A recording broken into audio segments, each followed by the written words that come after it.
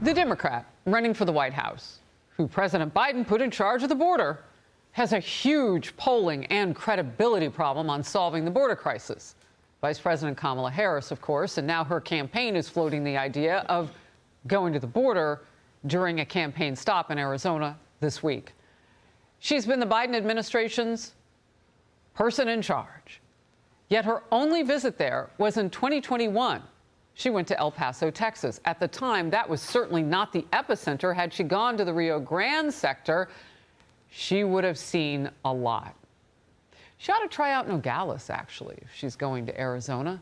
Fentanyl continues to flow across the border, no matter what our Border Patrol is doing, and they are doing a mighty job.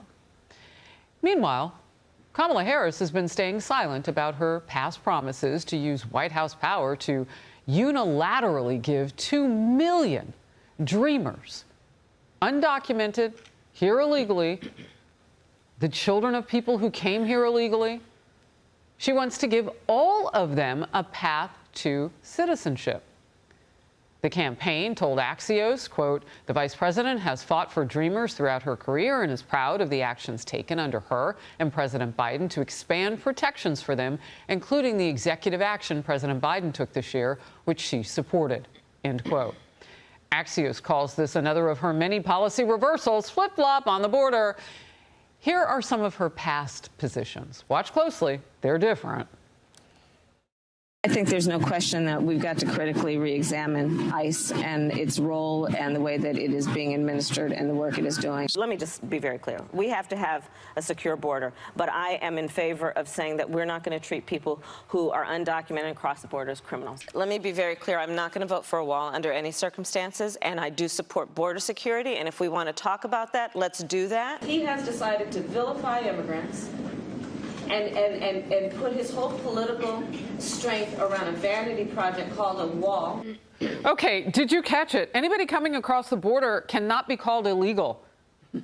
Well, I hope she's not including gotaways and all those people who are trying to avoid the detection systems that they have down there and all of our people trying to catch them. Is everybody legal immediately? Let's hear what she's saying now. We know our immigration system is broken, and we know what it takes to fix it. Comprehensive reform that includes strong border security and an earned pathway to citizenship.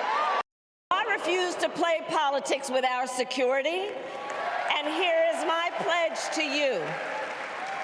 As president, I will bring back the bipartisan border security bill that he killed, and I will sign it into law. I believe there should be consequence. We have laws that have to be followed and enforced that address and deal with people who cross our border illegally.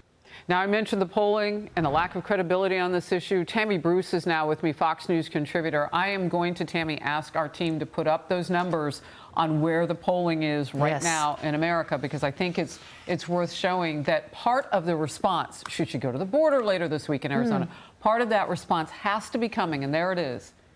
The only thing that beats it is something that's hurting everybody too, high prices under this administration. A third of voters surveyed said that immigration is important to them in second place. Yeah, and this is daily lives. We understand politics. America, we're a great country. We go through this every 2 years. We get it. And there's a point where we realize that we're at stake, right? And life, there's nothing guaranteed in life, but this is dangerous. And let me just say, yesterday, a New York Times Siena poll, and the reason she's going to Arizona isn't because she cares about the border. She likes what's been happening, is that this is the first poll they've done since the debate, is Trump is up beyond the margin of error in Arizona by 5. And this is why she's going. She's seeing, and it's likely voters. Most polls have been doing registered voters. It's likely voters. He's not only up in Arizona, but also in North Carolina and Georgia. He is leading her. So these are important indicators. After that debate, which she won, apparently not so much, the results matter. And Americans are really, we understand that people make mistakes and change their mind, but we want specifics about what it is you're going to do about the fact that our house is on fire. If the fire department is like having chats and talking gobbledygook and word salads, you say, put the fire out. And when you don't hear that, you begin to make another plan. Well, look, we have a lot of fires. I don't know if you caught Senator Dan Sullivan, where we started today with the breaking news. No one's eyes on that foreign policy right now from her team. And how do we know? They don't put out anything. We haven't heard anything on this except for she might go to the border. Well, she's been to Arizona before. I wonder, okay. So newly resurfaced video now shows then Senator Kamala Harris protesting deportation. Up with education, down, down with deportation. Up with education, down, down with deportation. Up with education, down, down with deportation.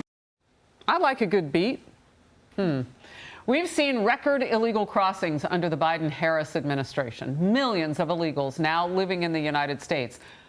We don't know who any of them are in some cases or where they are. That does not include, by the way, that estimated 10 million who've come in under this administration, all the gotaways, the people who are here now aided by these planes that the administration has been flying in and making them legal as they fly into the country. That number was about 2 million last week as they were starting to release that. Look, it's all going to come out. The vice president also has been mocking former President Trump's plan for mass deportations. This was last week.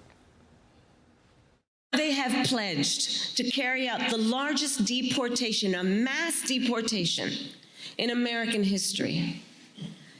Imagine what that would look like and what that would be. How's that going to happen? Massive raids? Massive detention camps? What are they talking about? Cue former President Obama. He can tell you how that works, Kamala Harris, because his nickname among Democrats was Deporter-in-Chief. A recent poll shows the majority of Americans support this 54% deportation of people who are here illegally. Tammy. Well, this is a direct strike on citizenship. Is that we have the value of being an American citizen that comes with responsibilities. It also comes, we pay taxes, but the most key element also is voting. That we're the sovereign. The founders knew this was going to be important. But in order to be a sovereign of a country, you've got to have a country.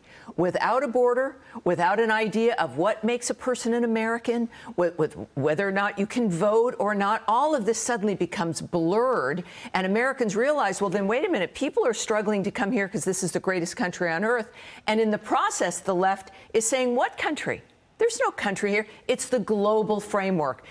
Who needs borders? It's John Lennon's song, right? It's like, what would happen if there's no borders? You don't have a country. You have chaos. The amount of money that it takes to support these individuals, they're getting, health insurance and welfare and the debit cards. It is unsustainable. So the people that we say we're helping are going to end up, and already here with the gangs that are here as well, in the same environment they were fleeing from their third world country. They wanted security, safety, optimism, and instead they're getting chaos and a system that's broken and is going to collapse if it continues. That's an excellent point. And it's so dangerous to hear one side accuse the other of being a threat to democracy, especially after two assassination attempts on the Republican candidate for the White House. And as that's happening, we're actually experiencing something that is jeopardizing the republic. Literally.